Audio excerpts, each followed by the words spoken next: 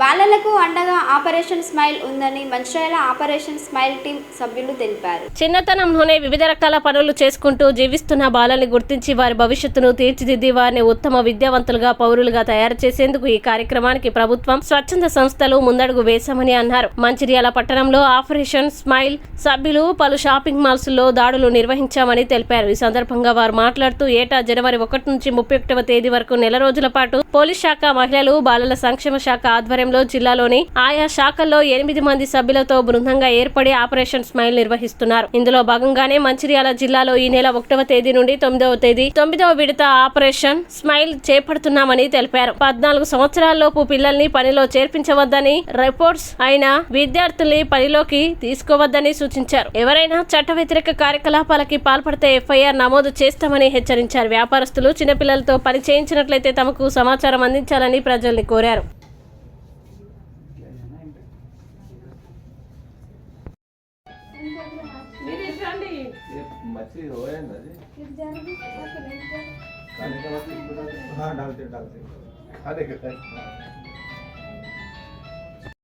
Ramagundam CP గారి ఉత్తర్వు మేరకు ఇది జనవరి ప్లస్ జూలైలో operation smile and operation Muskan అనే టీం రన్నింగ్ అవుతుంటుంది.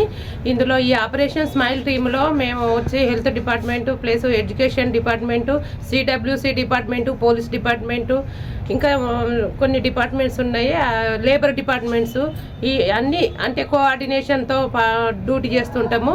ఈరోజు ఆపరేషన్ స్మైల్లో భాగంగా మేము మంచిర్యాల షాపింగ్ మాల్స్ అన్నీ చెక్ చేస్తున్నాము. అంటే child labours and begging childrens, ఇంకా